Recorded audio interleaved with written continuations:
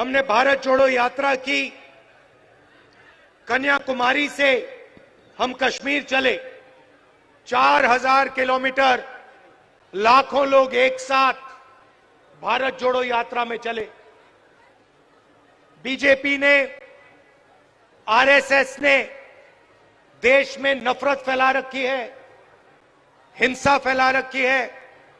इसके खिलाफ भारत जोड़ो यात्रा में हम सब मिलकर, लाखों लोग मिलकर चले और देश को हमने एक नया रास्ता दिया, एक नया रास्ता दिखाया और यात्रा बहुत सफल हुई।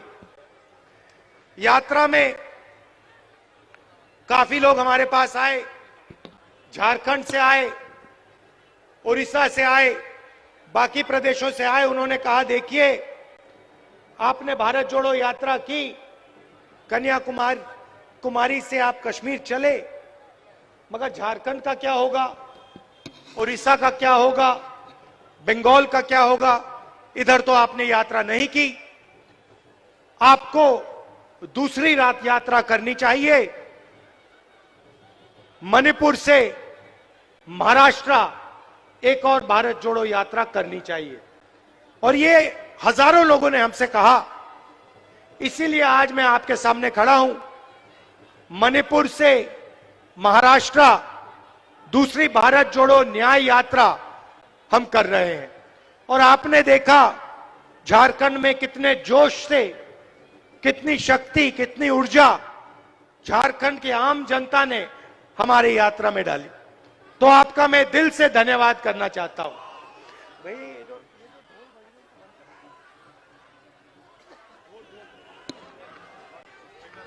हेलो, जितने भी लोग गाजा बाजा बजा रहे हैं उनसे आग्रह है कि बाजा बंद कर देंगे। आदरणीय राहुल गांधी जी की बातों को सुनेंगे, बाजा बंद करेंगे। तो इसमें भारत जोड़ो न्याय यात्रा में हमने एक नया शब्द डाला है, न्याय शब्द डाला है। और इस शब्द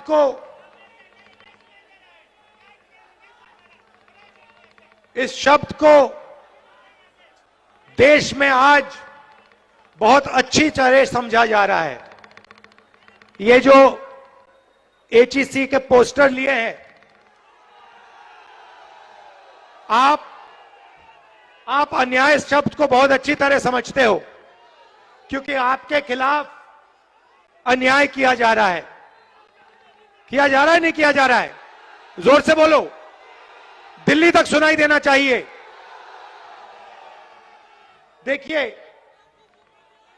पब्लिक सेक्टर एंटरप्राइज है, इसका आस्ते आस्ते नरेंद्र मोदी जी और उनकी सरकार इसका आस्ते आस्ते आस्ते आस्ते गला घोट रहे हैं। सही? बताइए, एचईसी का गला क्यों घोटा जा रहा है? क्योंकि सरकार और बीजेपी चाहती है कि एचईसी काम ना करे और आने वाले कल एचईसी फैक्ट्री का नाम बदलकर अदानी नाम का नेम प्लेट इसके ऊपर लगा दिया जाए। इसको प्राइवेटाइज कर दिया जाए। और भाइयों और बहनों, आज एचईसी के लोग आए हैं, मगर जहां भी मैं जाता हूं वहां पे ऐसे किसी ना किसी पब्लिक सेक्टर यूनिट के लोग बैनर लिए, पोस्टर लिए, झंडा लिए खड़े दिखते हैं। बीएचईएल, एचएएल, एचईसी, क्योंकि मोदी सरकार सारे के सारे पब्लिक सेक्टर यूनिट्स को आस्ते आस्ते आस्ते मारकर एक ही नेम प्लेट लगाना चाहती है। भाइयों बहनों, बीएचईएल नहीं, एचएएल नहीं, एचईसी नहीं, इंडियन ऑयल नहीं, अदानी।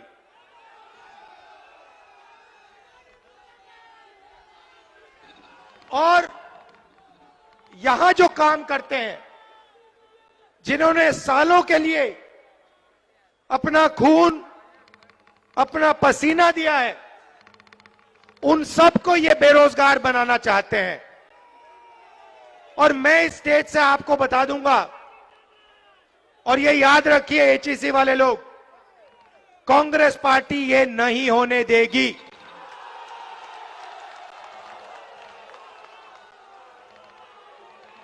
बीजेपी के लोगों से मैं कहता हूं, कर लो जो करना है। अदानी का नाम एचईसी पे नहीं लगेगा, हम नहीं लगने देंगे। ये देश की पूंजी है, ये किसी उद्योगपति की पूंजी नहीं है।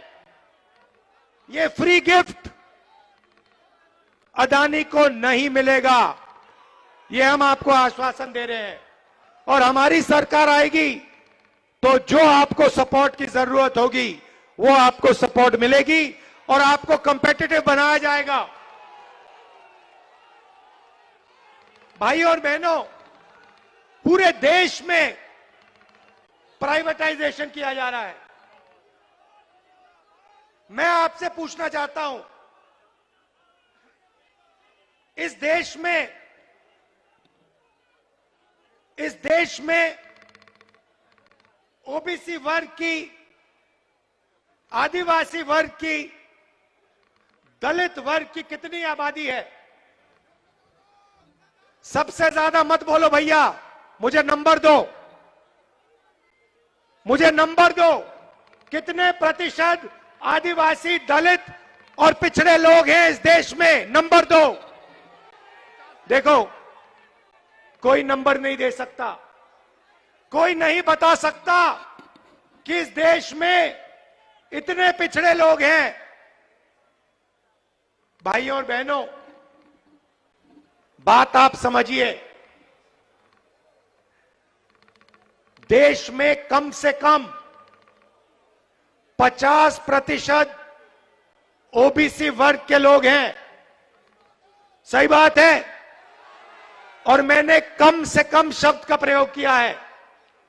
आज तेलंगाना के चीफ मिनिस्टर यहां आए और उन्होंने मुझे बताया कि जो वायदा हमने तेलंगाना में किया था, आज उस वायदे को तेलंगाना की सरकार ने पूरा किया है। कौन सा वायदा? जाति जनगणना का वायदा। तेलंगाना में कुछ ही महीनों में पिछड़े वर्ग के लोगों को, आदिवासियों को, दलितों को, जनरल कास्ट के लोगों को, माइनॉरिटी को, सबको पता लग जाएगा कि किसकी कितनी आबादी है। अब मैं आपको ये बोल क्यों रहा हूं? क्योंकि ये जो एचईसी के लोगों को तंग किया जा रहा है, ये पिछड़े वर्ग के लोग हैं, ये आदिवासी हैं, ये दलित हैं, और इनको रोजगार से हटाया जा रहा है और इस एचईसी को प्राइवेटाइज किया जा रहा है। प्राइवेटाइजेशन का मतलब समझिए। प्राइवेटाइजेशन का मतलब ओबीसी को, दलित को, आदिवासी को और गरीब जनरल कास्ट के व्यक्ति को बेरोजगार बनाने का काम है। यह प्राइवेटाइजेशन नहीं है। यह दलितों से, आदिवासियों से, पिछड़ों से, गरीब जनरल कास्ट के लोगों से, माइनॉरिटी के लोगों से चोरी है। यह हो रहा है। आप देखिए, किसी दिन आप अदानी जी की कंपनी की लिस्ट निकालिए, अदानी की कंपनी की लिस्ट निकालिए और मैनेजमेंट की टीम देखिए। अदानी की कंपनी में आपको एक पिछड़ा नहीं मिलेगा, एक दलित नहीं मिलेगा, एक आदिवासी नहीं मिलेगा, एक गरीब जनरल कास्ट का व्यक्ति नहीं मिलेगा। और इसको, इस एक व्यक्ति को देश की पूरी पूंजी पकड़ाई जा रही है। एयरपोर्ट, पोर्ट्स, इंफ्रास्ट्रक्चर, सड़कें, पुल, स्टोरेज की facility, solar power, wind power, जो भी ये व्यक्ति चाहता है इसको मिल जाता है। ये डिफेंस में देश की रक्षा सेना करती है। आप देख लीजिए, सारे के सारे कॉन्ट्रैक्ट्स, हथियार के कॉन्ट्रैक्ट, ड्रोन के कॉन्ट्रैक्ट, ये सारे के सारे इसी एक व्यक्ति को दिए जा रहे हैं। क्यों? क्यों? क्योंकि हिंदुस्तान के प्रधानमंत्री चाहते हैं, इसीलिए इस एक व्यक्ति को एयरपोर्ट, पोर्ट्स, डिफेंस इक्विपमेंट सारा का सारा पकड़ाया जा रहा है। मैंने आपसे सवाल पूछा, इस देश में पिछड़े लोग कितने हैं, आदिवासी कितने हैं, दलित कितने हैं? इसके पीछे सोच है। भाइयों और बहनों, आप किसी प्राइवेट कंपनी में जाइए, किसी भी प्राइवेट कंपनी में जाइए और वहां पूछिए यहां पे पिछड़े लोग कितने हैं, दलित कितने हैं, आदिवासी कितने हैं, आपको एक नहीं मिलने वाला। फिर आप जाइए हिंदुस्तान की सरकार में जाइए, 90 लोग हिंदुस्तान की सरकार को चलाते हैं, आईएएस ऑफिसर हैं, पूरे के पूरे बजट को ये कंट्रोल करते हैं। हिंदुस्तान की सरकार 10 रुपए खर्च करती है तो रुपए कहां खर्च होंगे, ये 90 लोग निर्णय लेते हैं। 90 में से आदिवासी कितने, दलित कितने, पिछड़े कितने, आप जानते हो? देखो, सन्नाटा छा गया, सब चुप हो गए।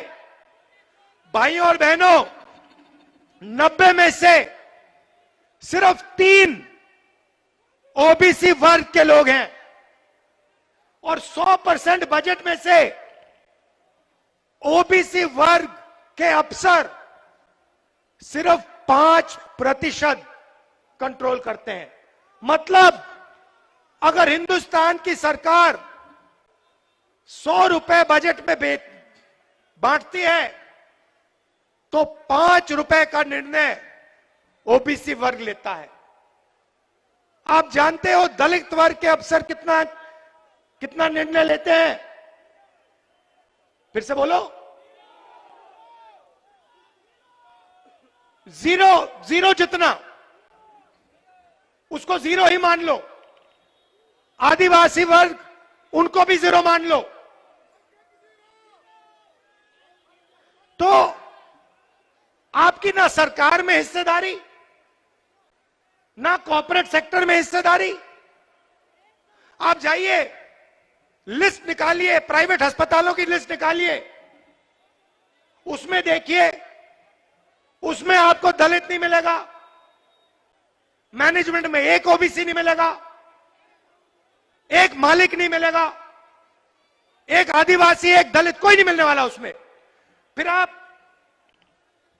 प्राइवेट यूनिवर्सिटीज की लिस्ट निकालिए, कॉलेजेस की लिस्ट निकालिए, उसमें आपको एक पिछड़ा नहीं मिलेगा, एक मालिक आपको पिछड़ा नहीं मिलेगा, एक मालिक दलित नहीं मिलेगा, एक मालिक आदिवासी नहीं मिलेगा।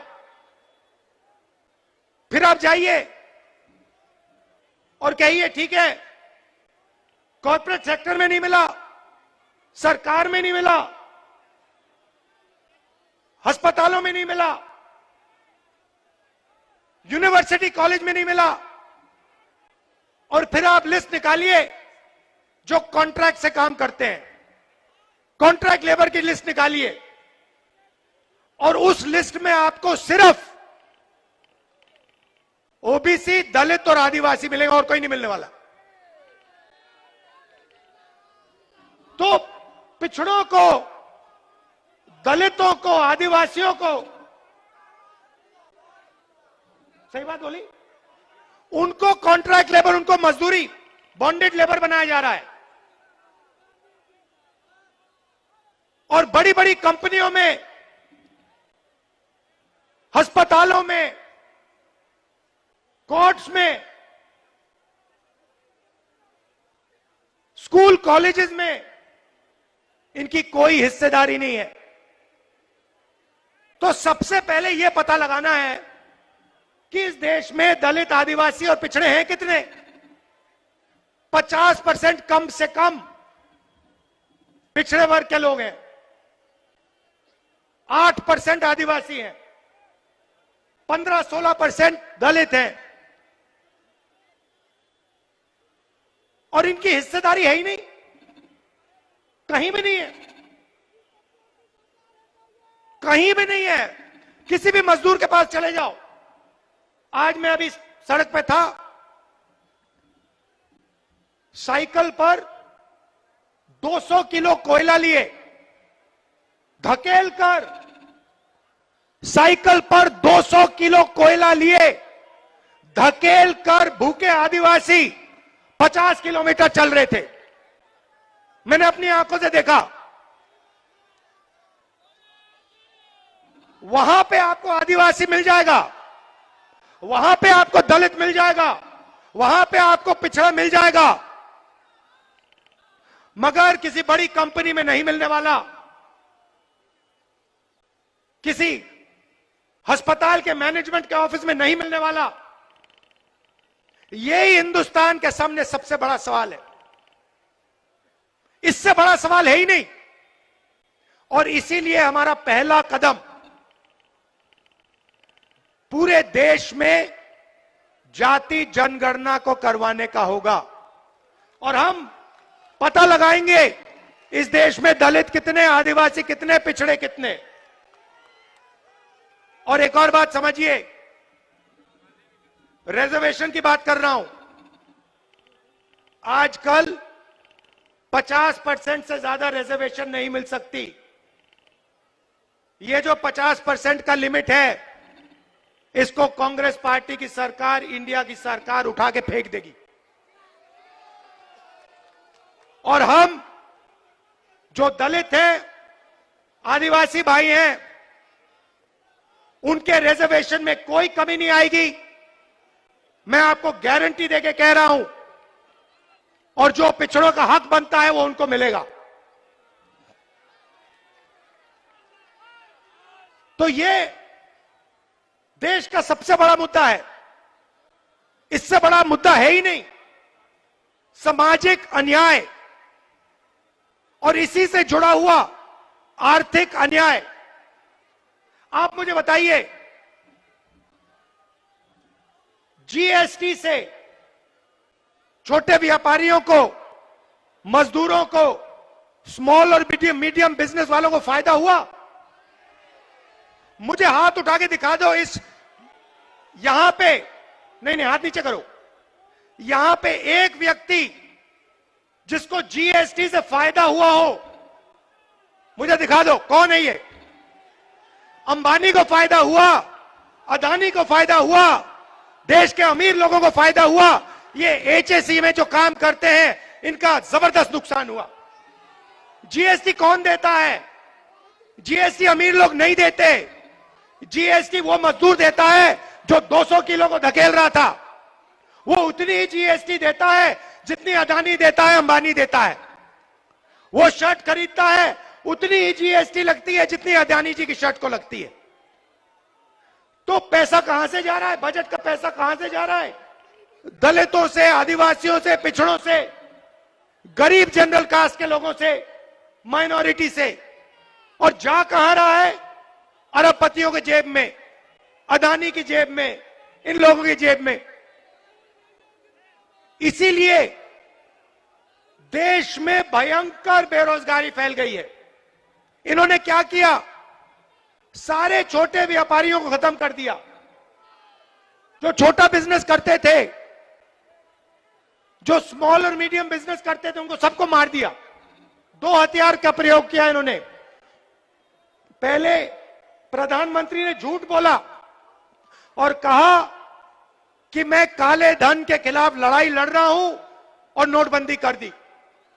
नोटबंदी ने हिंदुस्तान के सब छोटे बिजनेस वालों को खत्म कर दिया, उड़ा दिया। यह अदानी जी के लिए काम किया। उसके बाद जीएसटी लागू कर दी। नतीजा हुआ कि आज हिंदुस्तान का युवा रोजगार पा ही नहीं सकता। जितना भी ढूंढना है ढूंढ लो। मैं झारखंड के युवाओं से कह रहा हूं, देश के बाकी युवाओं से कह रहा हूं, जितना आपको ढूंढना है ढूंढो। नोटबंदी के बाद, जीएसटी के बाद, नरेंद्र मोदी जी की पॉलिसीज के बाद छोटे बिजनेसेस हैं ही नहीं। ये देश की रीढ़ की हड्डी है। ये बेरोजगार देते हैं, इनको खत्म कर दिया। तो जब तक दिल्ली की सरकार नहीं बदलेगी, तब तक इस देश में युवाओं को रोजगार नहीं मिल सकता। सीधी बात है। और मैंने, अब मजे की बात देखिए, पहले नरेंद्र मोदी कहते थे, हर भाषण में कहते थे, मैं ओबीसी हूं। याद है आपको? तो मैंने प्रधानमंत्री से कहा, प्रधानमंत्री जी आप ओबीसी हैं, आप पिछड़े वर्ग के हैं, तो आप ऐसे करिए, जाति जनगणना लागू कर दीजिए। देश को बता दीजिए कि आप जैसे पिछड़े वर्ग के लोग कितने हैं। उसके एकदम बाद नरेंद्र मोदी भाषण देते हैं, कहते हैं भाइयों और बहनों, देश में दो ही जात हैं, एक अमीर है और एक गरीब है। वारे वाह, एक अमीर है और एक गरीब है, तो फिर आप कहां के ओबीसी बन गए? जब ओबीसी को हक देने का टाइम आया, रिजर्वेशन देने का समय आया, सामाजिक न्याय देने का समय आया, दलितों को, आदिवासियों को न्याय देने का समय आया, तो नरेंद्र मोदी जी कहते हैं इस देश में तो जाति नहीं है। और जब वोट लेने का समय आता है तो नरेंद्र मोदी कहते हैं मैं तो ओबीसी हूं, मैं तो ओबीसी हूं। आप कैसे ओबीसी हैं? तो देश में सामाजिक न्याय, अन्याय, आर्थिक अन्याय, महिलाओं के खिलाफ अन्याय, किसानों के खिलाफ अन्याय, मजदूरों के खिलाफ अन्याय, ये 5 बड़े बड़े अन्याय हो रहे हैं। और ये हर रोज कहीं ना कहीं आपको दिखेंगे। ये सरकार को, मोदी जी को नहीं दिखते, उनके मंत्रियों को नहीं दिखते, मगर बाकी हिंदुस्तान को हर रोज ये दिखते हैं। और इन अन्याय के खिलाफ हमने न्याय यात्रा शुरू की है। ये हमारा लक्ष्य था। और इससे देश को हमने एक दूसरी विचारधारा दी है कि देखिए, नफरत से, हिंसा से कुछ नहीं होने वाला, कुछ नहीं होने वाला। बेरोजगारी फैलेगी, महंगाई बढ़ेगी, यही होने वाला है। और ये आपको पिछले 10 साल में दिखा है। जितनी नफरत बढ़ती है, जितनी हिंसा बढ़ती है, उतनी बेरोजगारी बढ़ती है, उतनी महंगाई बढ़ती है, उतना पैसा अदानी जी का बनता है। तो ये हो क्या रहा है? ये आपको लड़ाते हैं, एक दूसरे से लड़ाते हैं और आपसे कहते हैं देखो, एक धर्म दूसरे धर्म से लड़ो, एक जात दूसरी जात से लड़ो, एक भाषा दूसरी भाषा से लड़ो। समाज में हिंसा फैलाते हैं और फिर आपकी जेब में से आपका पैसा उठा के अदानी जी की जेब में कर देते हैं। यही हो रहा है।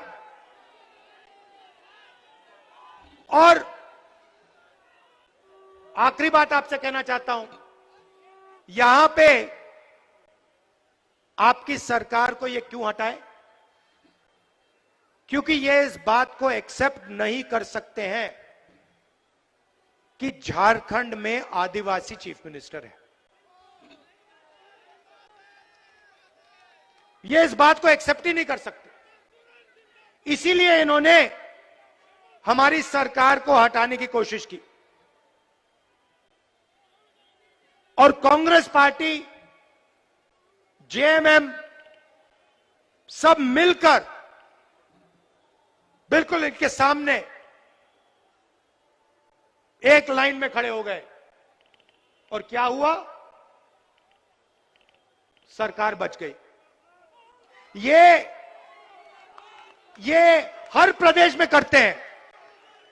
जहां भी उनको चांस मिले, ये या सीबीआई का प्रयोग करके, ईडी का प्रयोग करके, इनकम टैक्स का प्रयोग करके या पैसा देकर ये यही काम करते हैं। लोकतंत्र पे ये आक्रमण कर रहे हैं, संविधान पे ये आक्रमण कर रहे हैं, क्योंकि ये जनता की जो आवाज है इसको दबाना चाहते हैं। और कांग्रेस पार्टी, हमारा गठबंधन, इंडिया गठबंधन, लोकतंत्र की जो आवाज है उसको कभी नहीं दबने देगा। तो आप सब यहां आए, आपने इतनी हमारी मदद की, सड़कों पे लाखों लोग निकले। मोदी मीडिया, देखिए मोदी मीडिया, मैंने कहा प्रेस के हमारे मित्रों, मगर ये हमारे मित्र नहीं है, ये हमारे मित्र नहीं है। ये रिपोर्टर है, ये हो सकते हैं बेचारे, मगर इनके जो मालिक हैं वो हमारे मित्र नहीं है, उनके मित्र दूसरे हैं। तो आप सबसे मैं धन्यवाद करना चाहता हूं कि आप लोकतंत्र के लिए लड़ रहे हो, आप संविधान के लिए लड़ रहे हो और आप इस देश की रक्षा कर रहे हो, देश की रक्षा कर रहे हो। आखिरी बात, नहीं बोलो, जोर से बोलो, नहीं, एक सेकंड, जोर से बोलो। ये देखो, सरना कोड देना होगा और ये काम हम आपके लिए करवा के डिलीवर कर देंगे। घबराइए मत, डरिए मत। धन्यवाद, जय हिंद।